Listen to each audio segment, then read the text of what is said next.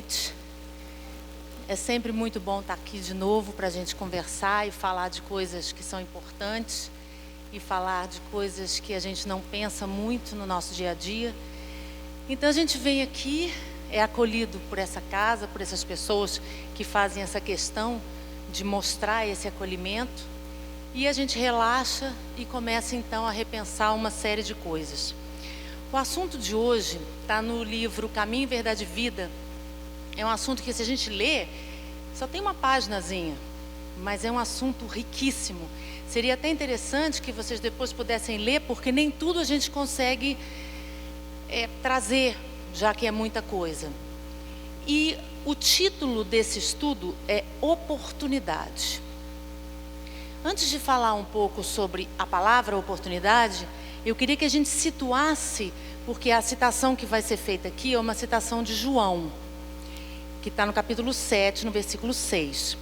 E é preciso que a gente situe o que estava acontecendo naquela época, quando houve essa fala, que a gente ainda não disse qual é, de João.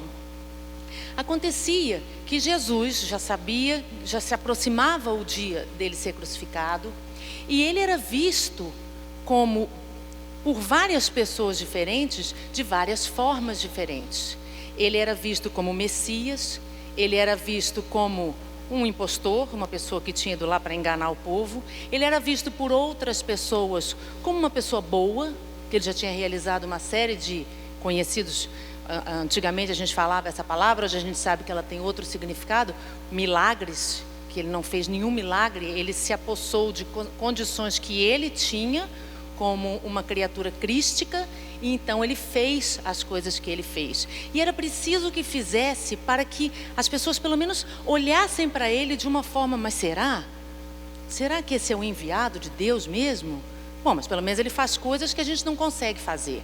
Então, nessa época, nesse momento próximo da crucificação, acontecia isso, cada um tinha um pensamento em relação a Jesus. E o que deixava as pessoas transparentes, não aos olhos delas mesmas, mas aos olhos do próprio Cristo, era que ele não veio para impor nada. Mas quando ele veio, ele trouxe com ele uma capacidade de denunciar o perverso da sociedade. Quando Jesus chega, ele denuncia o mal. Através de quê? De apontar, você fez isso? Você... Não. Através de uma iluminação da consciência de cada um. Então, quando você faz uma coisa sempre, e você aprendeu que aquilo é o certo, porque você sempre viveu assim, quando alguém te mostra uma outra coisa, a sua tendência primeiro é não querer nem saber. Mas se por algum acaso você fica tentado a conhecer aquela outra coisa já é uma outra possibilidade de você ver uma mesma coisa. E ele sabia, como ele viu inclusive entre os apóstolos, que mesmo ele tendo feito tantas coisas que ele fez e que eles viram, principalmente mais do que as outras pessoas, ele foi negado, ele foi ludibriado, ele foi enganado. E isso mostra o quê? Mostra o Cristo? Não. Mostra as pessoas. Mostra o que cada um de nós é, na verdade. E isso a gente pode ver na nossa vida, no nosso dia a dia, porque a atitude que a gente tem em relação às coisas e às pessoas fala de nós. As atitudes e as falas que eu tenho em relação a coisas e a pessoas e a situações falam de mim. Muito mais do que eu falo de mim.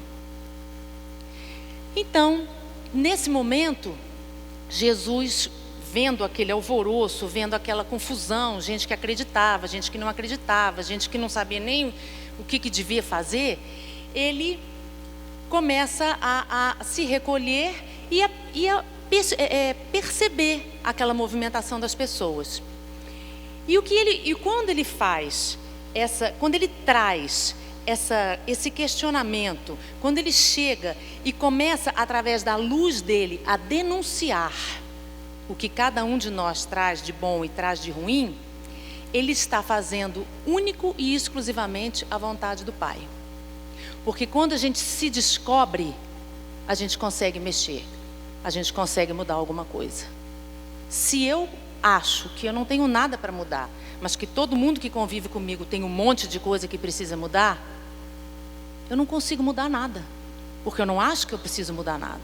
Então, quando Jesus traz essa luz que cega e que traz esse conflito interior para muitos, não para todos, porque alguns de nós até hoje estamos cegos, o que acontece?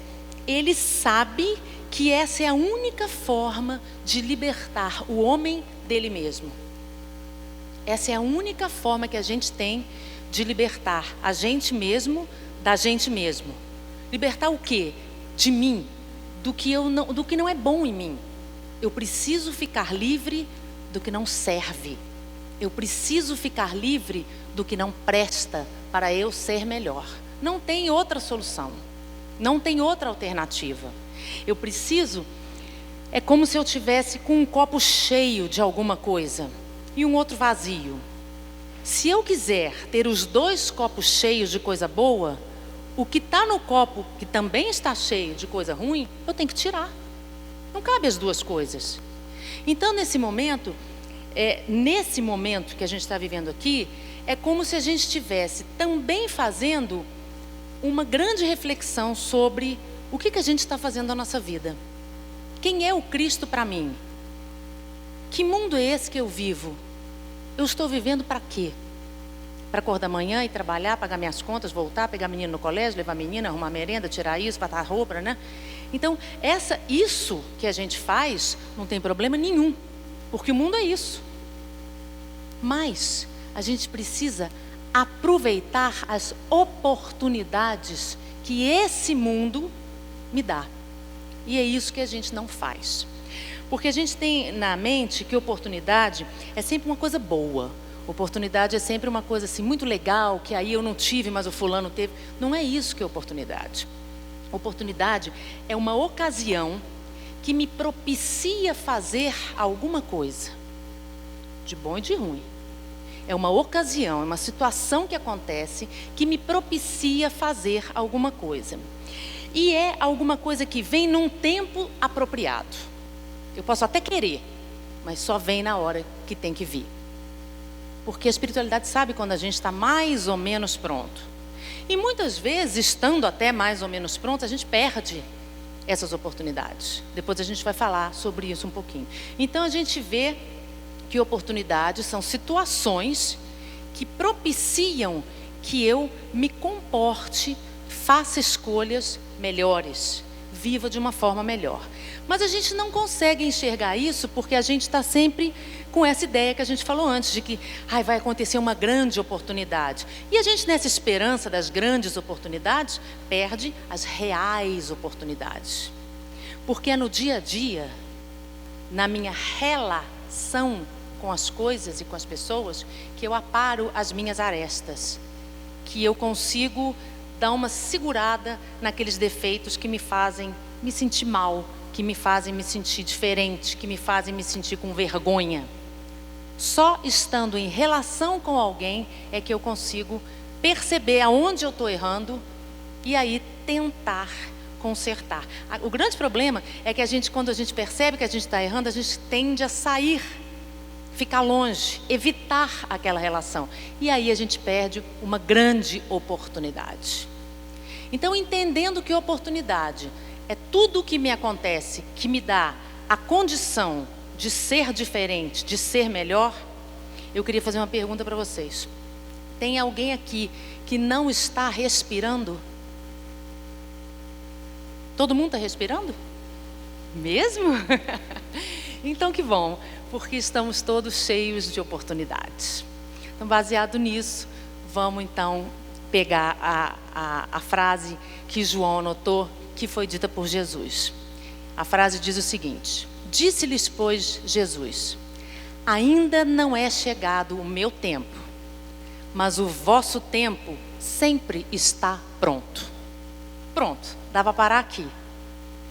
Quando Jesus vem e ele não vem para se exibir, não vem para se mostrar, não vem para nada disso, ele poderia não ter sido crucificado, ele podia ter chamado todo mundo. Falei, gente, deixa eu explicar uma coisa para vocês.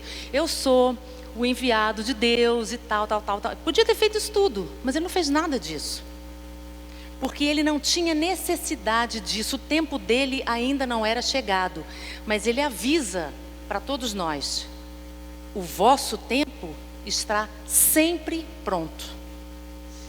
Então, por que a gente não faz determinadas coisas? Por que a gente não resolve viver de uma forma melhor? Porque a gente não quer.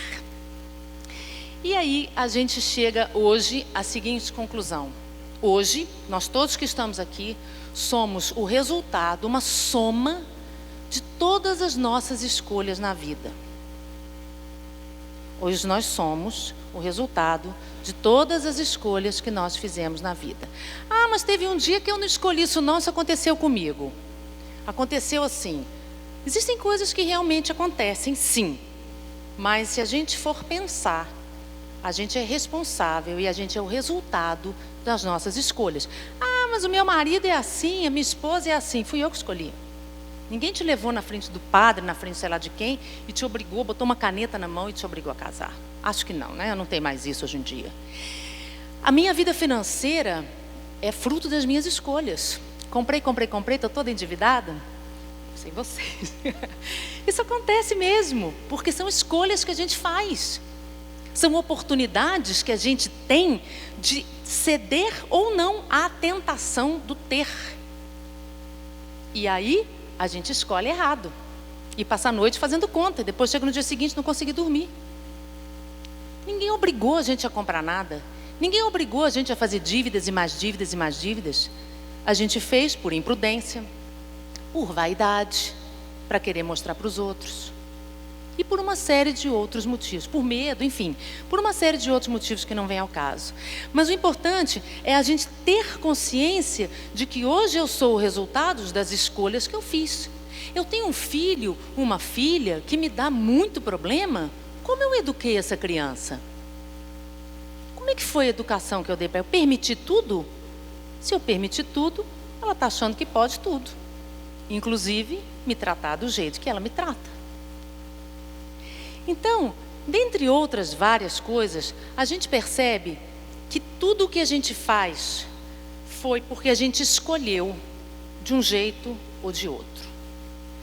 E aí, a gente vem e pensa no seguinte: se eu tive a oportunidade de escolher, no passado, seja o que foi, o que tiver sido, eu tive a condição de analisar aquela situação. Isso é importante a gente saber. Eu tive a oportunidade de analisar aquela situação, mas fui mascarei a situação pela minha vaidade, pelo meu orgulho, pela minha preguiça, porque a gente tem desculpa para tudo. A coisa está clara ali na nossa frente. Não faz porque não vai dar. Ah, gente, mas só hoje. Eu mereço. E vai. E aí a gente perdeu a grande oportunidade de não ceder à tentação, de não ceder aos apelos do mundo, de ficar com a gente mesmo e estar satisfeito com a gente mesmo. E a gente repara também que muitas das coisas que a gente acha que são oportunidades, não são. Porque se a gente ficar nesse significado só de oportunidade, de coisas boas, eu não posso perder essa oportunidade. Será que não? Será que é uma oportunidade ou que é uma tentação para que eu veja se eu estou continuando a pelo menos tentar andar num caminho que eu acredito, num caminho que vai ser mais interessante para mim? Então a gente tem que tomar muito cuidado, porque a gente usa as palavras, nós todos usamos as palavras como nos convém. Como convém a nós naquele momento. E isso é muito ruim. No Caminho, Verdade e Vida, nesse livro que fala que disserta sobre essa passagem citada por Jesus, dizendo que o nosso tempo está sempre pronto, ele fala do mau trabalhador. Emmanuel traz para nós, através da psicografia do Chico, a comparação do mau trabalhador e do bom trabalhador. Então a gente vai fazer uma coisa assim, a gente vai imaginar um campo para ser plantado, e nós vamos imaginar um mau trabalhador. Toda pessoa que trabalha no campo, mesmo nós que não trabalhamos no campo, a gente sabe que tem dia que tem chuva, tinha antigamente, né? Hoje já não tem mais tanto. Tem dia que tem chuva, tem dia que tem sol, tem dia que está seco demais, tem dia que choveu demais, tem dia que tem geada, tem dia que tem vento. E assim é a nossa vida. Assim é a nossa vida. Não precisa a gente estar no campo para saber disso. Mas a analogia que Emmanuel faz é justamente com o homem do campo. E ele fala então desse mau trabalhador. O mau trabalhador, ele reclama de tudo. Se tem sol, ele reclama. Se tem chuva, ele reclama. Se ventou, ele reclama. Se tudo, ele reclama. E aí, ele então não tem respeito pelas coisas que estão em volta dele. Alguns de nós somos maus trabalhadores. Porque além de reclamar de tudo, a gente não usa o que a gente tem da melhor forma que a gente poderia usar, que no caso do bom trabalhador, do mau trabalhador, no campo, seria a ferramenta que ele tem. Ele olha para a ferramenta e fala assim: essa enxada é muito ruim, não dá para eu fazer nada com essa enxada. Esse campo é muito ruim, essa semente não presta. Enfim, ele vai reclamando de todas as condições que ele tem para trabalhar, além das condições do mundo que vão se apresentar para ele. Dessa forma, ele se torna uma criatura ingrata. A criatura ingrata é uma criatura que não enxerga a graça. Ela não enxerga a oportunidade. Aí a gente pode pensar assim: mas qual é a oportunidade que tem numa geada? Se não tivesse oportunidade nenhuma numa geada, não tinha nenhum lugar onde tivesse geada que se plantasse alguma coisa. E aí a gente pensa nas grandes diferenças que existem entre os bons trabalhadores e os maus trabalhadores. O mau trabalhador, não sei se a gente se enquadraria, eu me enquadraria, mas assim, cada um pensa que a gente não é só mau trabalhador, a gente é mau trabalhador sim, mas a gente é bom trabalhador também. Em algumas vezes, quando a gente está com vontade, a gente consegue fazer bons trabalhos. O mau trabalhador, ele atribui tudo de ruim que acontece a ele às condições que ele tem ou às condições que ele não tem. Ou seja, tudo que acontece na vida dele é culpa de outras pessoas, é culpa de outras coisas, é culpa de qualquer coisa que não seja ele. Ele não se faz responsável por nada. E no fim das contas, ele se torna um coitado. E se vende como um coitado. Ah, mas você viu? Tem uma geada. Mas você viu? Tem uma seca danada, menina. Mas você viu? Então, assim, nós sabemos que existem na nossa vida momentos de tempestade. Nós sabemos que, às vezes, a gente tem momentos de calmaria. A gente, às vezes, está vivendo dentro de um furacão, que a gente não sabe nem como é que a gente vai sair daquilo ali. O bom trabalhador, ele sabe disso. Os bons obreiros, como nós tentamos ser, tentamos, né? Mas a gente às vezes não consegue. A gente deveria se preparar para isso, como o homem do campo, o bom trabalhador, faz. Então tem aqueles momentos que ele sabe que vai ter aquela geada, ele já tem uma provisão guardada. Ele sabe que numa época muito seca, ele tem que mudar o que ele planta. Ele não pode plantar a mesma coisa numa época seca e numa época de grandes inundações, porque não é possível. Mas existem plantas, existem sementes que sobrevivem a essa ou aquelas circunstâncias, assim como nós. Nós temos grandes facilidades e temos grandes dificuldades também de lidar com determinadas coisas. Mas não adianta eu ficar reclamando da minha vida, não adianta. Eu não sei se vocês já perceberam isso, que às vezes acontece um monte de coisa ruim, 1, 2, 3, 4, 5, que a gente chama, né, de coisa ruim. Depois nós vamos falar um pouquinho sobre a coisa ruim. E a gente começa a reclamar. Alguém já viu melhorar porque reclamou? É impossível. Não acontece, porque quando eu reclamo, eu mino as minhas forças. Eu vou dispersando a minha energia e aí então eu vou me enfraquecendo. Além do que, não adianta reclamar. Estava passando até um slide aqui que falava mais ou menos sobre isso. Não é fácil a gente aceitar determinadas coisas. Mas poxa, reclamar de tudo e não aceitar nada? Isso é o auge do orgulho. Quando eu reclamo de tudo e não aceito nada que acontece na minha vida, é porque eu acho que eu sou muito bacana e não mereço aquilo tudo. É um absurdo aquilo. É isso. a informação que a gente dá para o mundo é essa. Como assim? Isso vai acontecer comigo? Não é possível. Então, eu acho que até é um momento para a gente refletir e até sentir um pouquinho de vergonha. Porque a gente não é essas coisas todas, né? A gente não está assim, com essa bola toda, não, né? E aí, Emmanuel fala para a gente que esses de nós, que colocamos a culpa de tudo em coisas externas, que estamos sempre reclamando, somos cegos ainda. Somos cegos e não enxergamos o que a gente chama de oportunidades. Muitas vezes, a gente, além de não enxergar, percebe que um outro trabalhador, que também tinha um campo, que também passou por uma seca muito grande, achou um jeito, pesquisou e achou uma semente que dava certo num campo seco e plantou. E cresceu. E ele colheu. O que a gente fala? O camarada deu uma sorte. Nunca vi tanta sorte. Comigo não acontece isso. Não acontece porque a gente não fez nada. Ele usou a situação que dizia, está seco, vai ser difícil dar alguma coisa aqui. Ele procurou, dentre as poucas coisas que poderiam crescer ali, achou e plantou. E cresceu. Então o que é a sorte? É a oportunidade agarrada.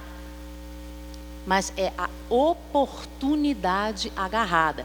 É aquela conversa que a gente ouve, que o cavalo não passa atrelado só uma vez. Mentira, ele passa o dia inteiro, para lá, para cá, faz assim. E a gente nem olha, nem a janela a gente abre para ver se tem cavalo passando ou se não tem. Então, quando a gente pensa nisso tudo, a gente pensa também que o que a gente está fazendo na nossa vida? O que eu estou fazendo com as coisas que me acontecem? Essas coisas que me acontecem, muitas vezes eu acho que são horríveis, que são péssimas. Eu estava na fila, não sei da onde, como é que chama? Do açougue. E aí tinha um pedaço de carne que eu queria comprar. Mas eu estava na fila. A pessoa que foi na minha frente comprou o pedaço de carne que eu queria comprar. Reparem essa frase. Uma pessoa comprou o pedaço de carne que eu queria comprar. E daí? Não tinha meu nome. Não tinha meu nome no pedaço de carne. Não estava reservado o pedaço de carne. Dá para perceber como a gente é egoísta? Como a gente é assim, a gente é fora do normal, gente. A gente não... Ela pegou a minha vaga. Pegou o meu lugar no ônibus. E a gente faz isso sem perceber. A gente faz isso sem perceber. Mas está na hora de perceber. Porque não pode. Não pode mais ser assim. Porque a gente se acha dono de tudo. Porém, normalmente os donos de tudo cuidam de tudo. E nós não cuidamos de nada. Nós achamos que está tudo aí ao bel prazer. Querem ver um exemplo recente que continua tendo uma repercussão interessante? A gente ainda está passando por uma seca violenta. Graças a Deus que a gente passou por essa seca, está passando, porque não era possível o absurdo do desperdício horroroso de água que a gente fazia. Não era possível, é vexaminoso, é uma vergonha desperdiçar água do jeito que a gente desperdiça. Graças a Deus que veio a seca, porque a gente, nem que fosse por interesse próprio, a gente teve que se tocar e mexer em algumas coisas. Várias pessoas, independente de companhias e tudo, várias pessoas se manifestaram, falando para não lavar carro, para não fazer isso. Isso não tinha que ser manifesto, não, isso tinha que ser óbvio. Porque nós somos maus trabalhadores. Nós não cuidamos da nossa terra. Não estou falando do planeta só. Estou falando das nossas coisas. Que mundo é esse que a gente vai deixar? Que mundo é esse? Que direito nós temos de ir escovar um dente e deixar uma água aberta? Nenhum. É nenhum. De ficar horas dentro de um chuveiro? Não é possível. Graças a Deus. Eu fiquei, pessoalmente, confesso a você, felicíssima. Vou falar a verdade mesmo. Fiquei feliz da vida. Porque eu achava assim, sempre achei um absurdo, continuo achando. e acho que tem que ter uma consciência. As pessoas têm que ser conscientes. E hoje as crianças pequenas estão aprendendo na escola e levando para casa. Porque nós adultos achamos que podemos tudo, que o mundo é nosso e está pouco. E está pouco.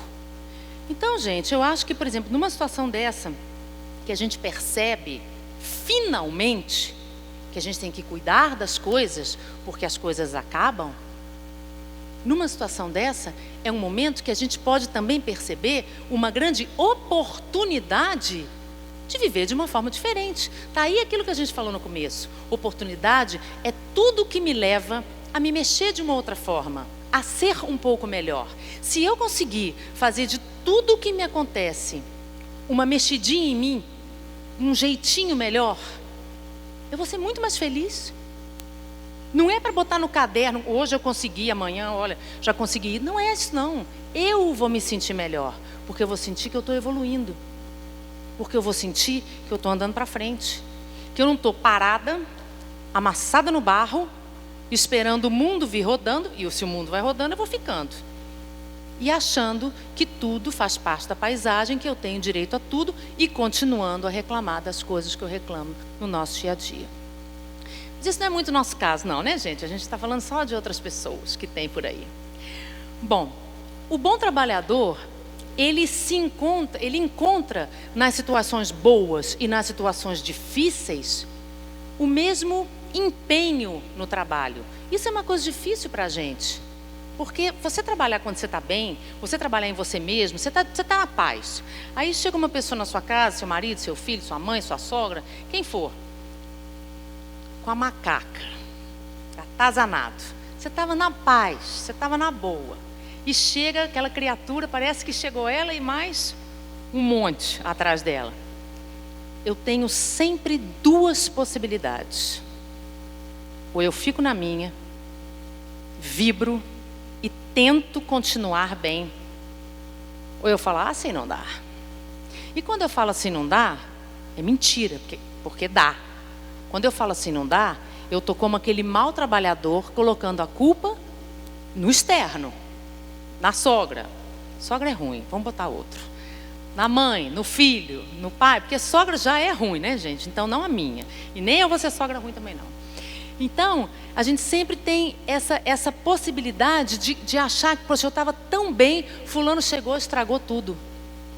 Ninguém pode me estragar. Ninguém pode estragar o meu dia. Isso é mentira. Quando alguém chega a estragar o meu dia, é porque eu permiti, é porque eu já não estava tão bem, é porque eu caí na tentação.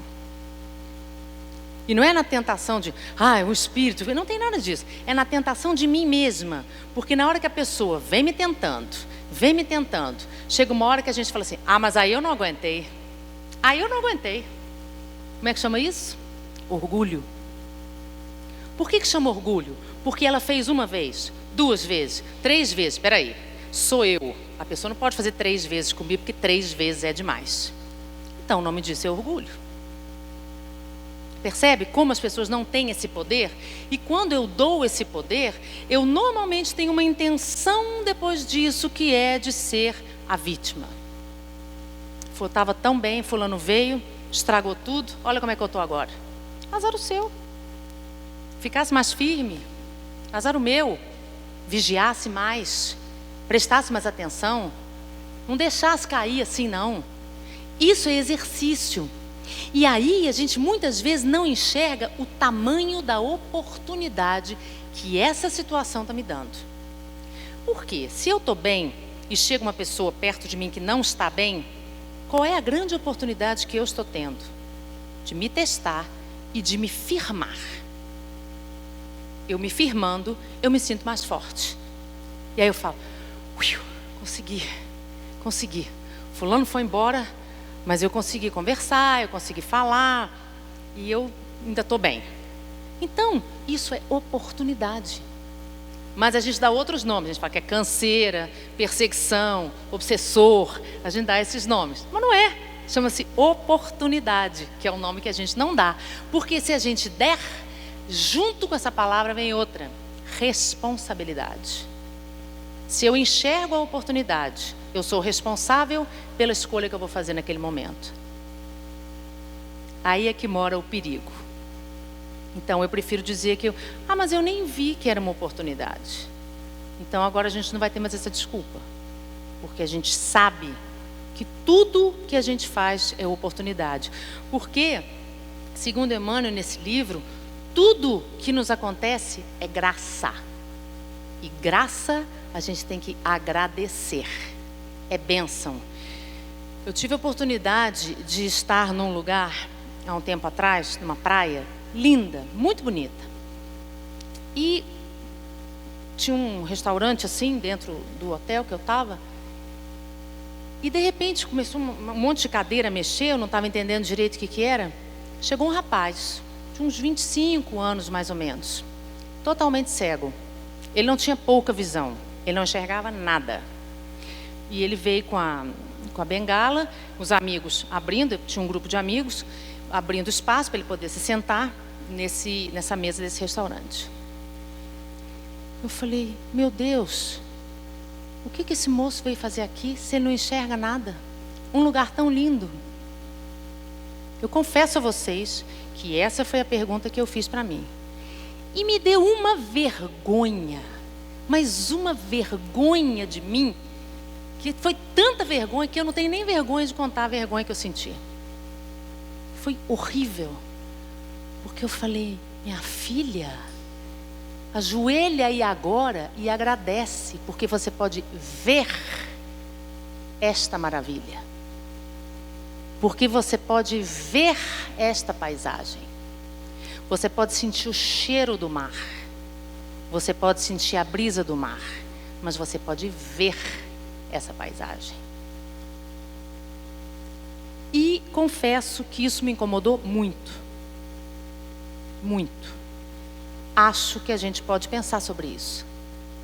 Acho que a gente pode perceber as graças que nos parecem óbvias. As oportunidades que para nós estão fazendo parte da paisagem. E por esse motivo, a gente não agradece. Não vou dizer que eu não tivesse agradecido o fato de estar lá. Eu sempre eu acho que isso é preciso. Ou estar lá, ou estar aqui. E estar enxergando tudo, estar ouvindo, estar podendo coçar meu rosto. Isso não é comum a todos. Isso é comum a muitos, mas não é comum a todos. Vai num hospital, vai num CTI, que as pessoas estão amarradas por algum motivo, né? Porque estão com alguma coisa na veia e tal. Elas não conseguem coçar, elas não conseguem. Tenta ficar sem se coçar. Você com uma coceira e tentando se coçar e não conseguindo se coçar. É desesperador. Então, quando a gente fala sobre essas coisas, a gente fala de coisas que a gente poderia imaginar como se fossem coisas pequenas ou coisas miudezas da vida. Não tem miudeza nenhuma, não. São graças. A gente precisa ser grato. E aí a gente pensa assim, escuta, mas e as pessoas que nunca tiveram uma oportunidade? Vocês acreditam que tem alguém que nunca teve uma oportunidade? Ela pode ter te contado isso, né? Você bobo acreditou. Não tem ninguém que não teve oportunidade. Se tivesse isso, se existisse isso, já não teria mais justiça divina em lugar nenhum. Mas vamos pensar uma coisa aqui. A gente tem uma família, e nessa família tem uma criança que não dá valor a nada. Tudo é fácil, tudo é tranquilo. Se ela quer ir na escola, vai. Se ela não quer, não vai. Se ela quer fazer dever, faz. Se ela não quer fazer dever, não faz. E aí, ela está perdendo várias oportunidades, que a gente sabe que ela está perdendo várias oportunidades de aprendizado, de tudo, de convívio, enfim, de uma série de coisas. Mas os pais estão deixando ela fazer isso. Um belo dia, graças a Deus, esses pais falam, não pode ser assim. Fulano tem que tomar um corretivo. Nós vamos então ser mais enérgicos com ele, para que ele dê valor ao nosso dinheiro. Nós estamos pagando a escola, nós estamos pagando o curso de inglês, nós estamos pagando isso, pagando aquilo. Ele tem que dar valor a isso. Mesmo aqueles que não estão pagando nada. Mesmo aqueles que não estão pagando nada. Eles têm que ensinar os filhos a responsabilidade. Porque na escola estadual e municipal você não paga. Então esses pais caem em si finalmente e resolvem tentar consertar aquele menino. Vocês imaginam que esses pais vão confiar imediatamente quando o menino fala, não, eu agora já sou bonzinho, eu agora vou para a escola, vou fazer todos os deveres. O menino passou a vida inteira sem fazer nada disso. Vocês acham que os pais vão acreditar de primeira neles? Vamos supor que os pais sejam inteligentes, por favor. Não vamos falar dos pais bobos, não, que os bobos vão cair e vão acreditar de novo. Mas os pais, assim, um pouquinho mais, assim, interessados no bem-estar dessa criança, eles vão falar, não, vamos soltar devagar. Vamos dar devagar as coisas, vamos ver se ele realmente está merecendo. Vamos ver se ele realmente vai mudar de atitude. Não é isso que pais responsáveis fariam? A mesma coisa acontece conosco. O nosso pai, super responsável, puro amor, quando vê que a gente está fazendo as coisas de qualquer jeito, sem dar valor a nada, ele fala assim, vamos dar uma seguradinha. Vamos ver se ela percebe que as coisas não são bem assim. Vamos ver se essa pessoa percebe que ela não tem tudo como parte da paisagem e que tudo que ela quer, ela tem. Nesse momento, então, os coitadinhos de nós, infelizes que somos, vítimas dessa crueldade, nos revoltamos, achamos tudo um absurdo, né? Porque nos foi tirado isso, nós estamos sendo privados daquilo. E começamos, então, num processo de retração péssimo, porque o que a gente tem que, nesse momento, pegar é a oportunidade de enxergar, pisei na bola. A gente faz muito isso em relacionamento, tá? Vamos tomar cuidados. Vamos tomar cuidados. Achamos que as pessoas estão para sempre ali. Que eu posso fazer o que eu quiser, que elas estão ali. Um dia a gente acorda, elas não estão mais ali. Mas independente disso, em relação a todas as coisas da vida, a gente vai agindo como se as coisas fossem eternas. Quando a gente é privado de uma coisa, aí a gente percebe, olha, eu tinha isso, agora não tenho mais. E aí, ao invés de a gente se retrair, ficar em depressão, ficar sendo vítima da gente mesmo, ficar com a autopiedade, morrendo de pena da gente, achando que a gente é um coitado mesmo, mais uma vez o nosso grande inimigo, o orgulho, o que a gente tem que fazer? Buscar oportunidades. A gente teve várias oportunidades, mas a gente não viu, não quis ver. E aí, então, torna-se um pouco mais difícil, um pouco mais escondidinho para a gente. E a gente, então, tem que fazer o nosso esforço, como aquele filho que vai ter que mostrar agora que é um menino responsável, que vai fazer o dever sim, que vai à aula sim. Assim somos nós. Assim somos nós. E graças a Deus que a gente tem o que a gente pode chamar, pelo nosso pouco conhecimento, de um ser que consegue auscultar o nosso coração, as nossas intenções e dar a nós as oportunidades, propiciar a nós as oportunidades que a gente precisa e que a gente vai escolher se vai pegar ou não para viver melhor. Bom, e Emmanuel continua dizendo para a gente que a oportunidade que a gente tem é uma oportunidade permanente. É aquela história do cavalo que não passa arriado uma vez só, passa várias, né? Uma vez por hora ele passa na nossa frente. E existe uma combinação que Jesus deixou já naquela época e que vinga até hoje, embora a gente tenha uma dificuldade muito grande, que é a seguinte: quando ele fala, eu sou o caminho, a verdade e a vida, ninguém vai ao Pai senão por mim. O que ele quer dizer com isso? Ele dá o mapa da mina. Esse é o popular mapa da mina. Eu sou o caminho, a verdade e a vida. Eu sou o caminho. Trilhem o meu exemplo. A verdade que está no Evangelho. Está tudo ali. Abre numa hora de desespero, abre numa hora de gratidão. Está tudo ali. E a vida, porque é preciso que a gente se sinta vivo. Aquilo que a gente perguntou no começo, tem alguém que não está respirando? Porque respiração é vida. Mas a gente, além de respirar, a gente precisa se sentir vivo. E muitas vezes a gente não se sente. E quando a gente não se sente vivo, Quando a gente está desanimado, a gente sabe que essa palavra ânimo vem de ânima, alma. Quando a gente está desanimado, a gente está sem alma. A gente não fica sem alma, mas a gente está sem alma para as coisas, para a vida. E é preciso que a gente busque isso em algum lugar, porque se a gente deixar, a gente vai ser aquele mau trabalhador, que vai botar culpa em tudo, em todo mundo, em todos, mas que não vai ser capaz de, ao contrário do bom trabalhador, virar e falar assim: que bom que eu tenho uma enxada. O mau trabalhador reclamou da enxada, e o bom trabalhador falou: que bom que eu tenho essa enxada, posso trabalhar. Quantas oportunidades a gente perde de trabalho com a gente mesmo, na fila da carne, no estacionamento, do jeito que for, porque a gente não é gentil, porque a gente não tem educação. Por que a gente não tem educação? A gente sabe o que a gente tem que fazer. A gente sabe. Por que a gente não faz? Porque somos orgulhosos. Porque achamos que a carne era minha, que a vaga era minha, que o assento era meu, que tudo era meu. Se a gente não passar a enxergar essas coisas como oportunidades de cair na real e mudar o meu jeito de lidar com essas coisas, que a gente chama de pequenas, mas são essas coisas que falam de mim. São essas atitudes que falam de mim. Não são as que eu venho aqui, ou vocês vêm aqui, a gente está na casa espírita, todos felizes e fraternos. Não é isso que fala de mim. O que fala de mim são as minhas atitudes no dia a dia. E aí, pode ser que as pessoas não vejam, mas eu sei quem eu sou. Eu sei como eu sou. E sei que eu preciso mudar. Porque eu ainda estou respirando. Eu ainda estou cheio de possibilidades, de oportunidades.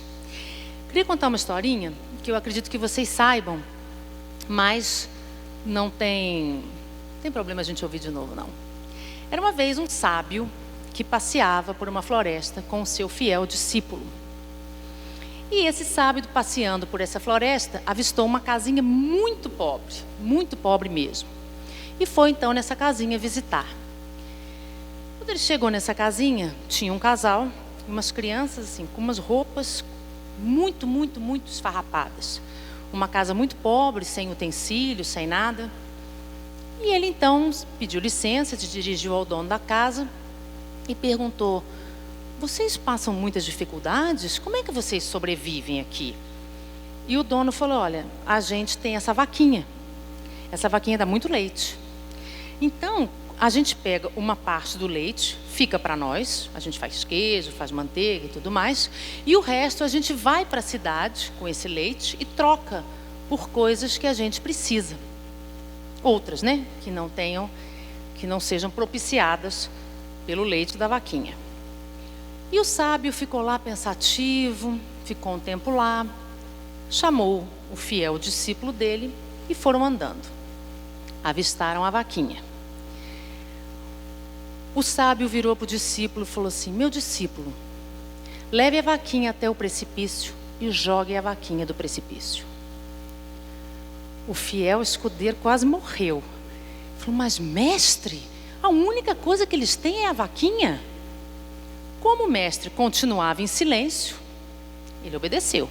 Levou a vaquinha no precipício, empurrou a vaquinha e viu a vaquinha morrer. Esse fiel discípulo, passaram-se muitos anos e aquilo incomodava ele profundamente. Porque ele não tinha contado para a família que ele tinha matado a vaquinha.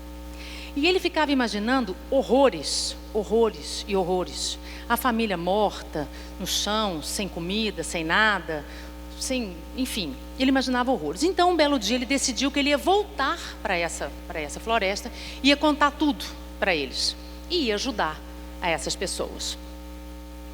Ele volta então para esse lugar e quando ele chega lá, ele não encontra a casa. Aí ele quase morre. Ele, pronto, morreram todos mesmo, eu matei a vaquinha, morreu todo mundo, e como é que vai ser? E ele chama nessa casa para perguntar sobre a família que morava lá. E o caseiro diz: não, eles continuam morando aqui. Aí ele falou: mas aonde? Aqui nessa casa, aqui com essas plantações e essas coisas. E aí o discípulo fica muito assustado e pede para conversar com o dono da casa. Ele então se encontra com o dono da casa e na hora que ele vai contar que ele tinha matado a vaquinha, ele pergunta, ele resolve, perguntar primeiro: o que aconteceu com vocês? Eu tive aqui há um tempo atrás. Ah, meu filho, você não sabe o que aconteceu. Nossa vaquinha morreu. Caiu no precipício e morreu. E a partir daí, a gente teve que se virar. A gente teve que começar a fazer coisas que a gente nem imaginava que a gente dava conta de fazer. Ficamos ricos. Começamos cada um a trabalhar numa outra coisa, desenvolvemos outras habilidades que a gente não sabia que tinha, e hoje estamos muito bem. Vamos mandar as nossas vaquinhas para o brejo. Vamos mandar as vaquinhas para o precipício. Essas vaquinhas que nos fazem ficar mansos e acomodados a essas situações que nos prendem e que nos fazem ficar cegos diante de tantas oportunidades. Uma boa noite a todos. Obrigada pela atenção de vocês.